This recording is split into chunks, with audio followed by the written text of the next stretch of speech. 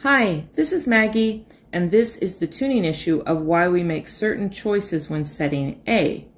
There are two issues, the reference note and the pitch source. Let's talk about why we choose certain reference notes when setting A. And let's look at B1 first. The top keyboard shows A4 and the bottom keyboard plots the harmonic series up from B1. The seventh partial of B1 is A4, so we can use that compared to a pitch source to set A4. More on that soon. Now let's look at F2. The fifth partial from F2 shown on the bottom keyboard is A4. Once again, I'll explain how to use this shortly. Now let's look at F3. Here we have an issue.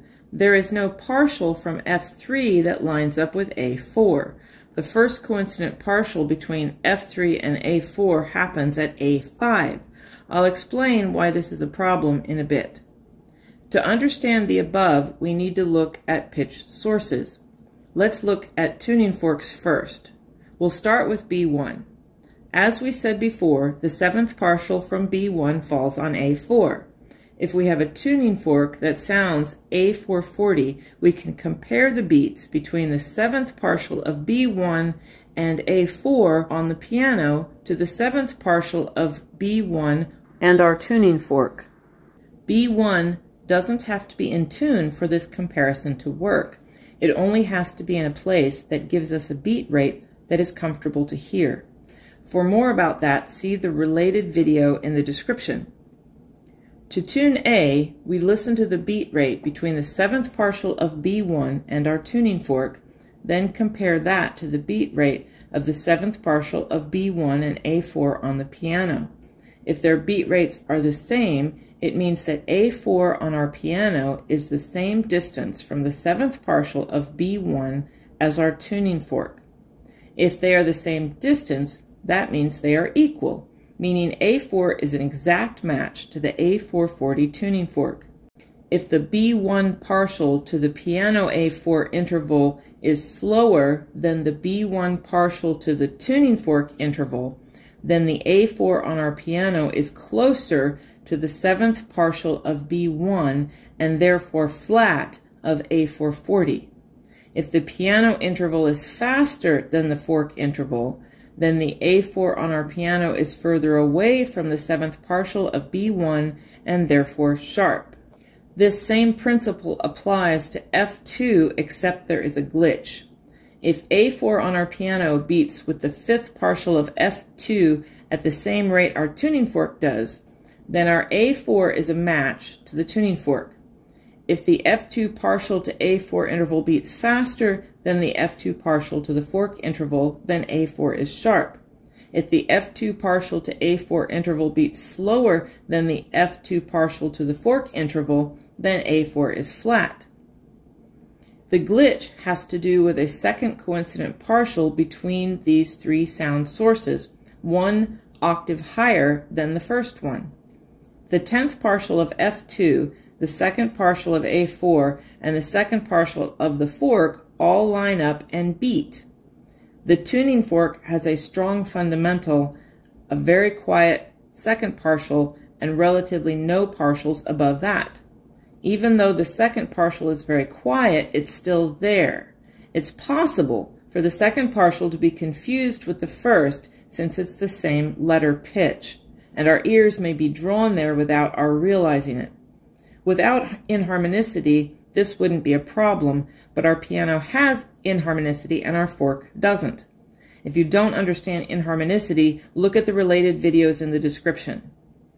If our ears lock onto that second coincident partial, we will want to lower the second partial of A4 to match the second partial of the fork, thereby making A4 flat. Moving on to F3, we encounter a similar but more pronounced problem. Since F3 doesn't have a partial that lines up with A4 at all, we have no choice but to listen upwards to the first coincident partial at A5. As we have described above, this partial of the piano is sharp compared to that of the fork and will cause us to bring A4 down to match these partials, thereby making it flat once again. The takeaway: use B1. There is no second partial to get in the way, so it is more reliable. Let's talk about electronic pitch sources, first as a standalone comparison. Unless it is artificially added, electronic tones don't have inharmonicity. We can use this to our advantage. The third partial from A4 on our piano will be sharp enough to beat around 4 beats per second with the third partial of an electronic tone when A4 is at 440. One can train themselves to hear this partial and get A4 in tune in less than 30 seconds. I will include a video about how to do this in the description. One important thing to note is that there are several types of electronic sounds to choose from. Let's look at a couple so you know which ones to get and which ones to avoid. First, a sine wave has a fundamental only with no partials. Since there are no partials, this type of sound can only be used in the same way a tuning fork can be used when comparing from B1 or F2 because it will beat with their matching partial. It can't be used with F3 because it has no second partial, and it can't be used with the standalone method as explained before. A square wave is most ideal for the standalone method because, since a square wave is missing even-numbered partials, the second partial is completely missing.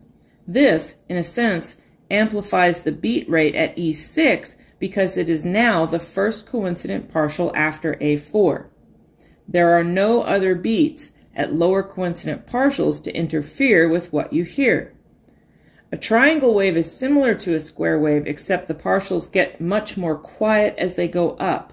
So, although the first coincident partial after A4 is still E6, the electronic tone is much harder to hear over the fundamental. Sawtooth or ramp waves will have all the harmonics, so E6 becomes the second coincident partial after A4. The beat rate is still there, but to hear it you must ignore more information, particularly from the coincident partials at A5. The takeaway: use a square wave. Important note: one reason we can't use a tuning fork as a standalone source is because it is missing all the partials above the second partial, so there is no partial at E6 to use as a comparison. For more information on these waves, check out the links in the description. If you like this video, please like and subscribe. If there's a topic you'd like me to cover, just ask in the comments. Thanks! Happy tuning!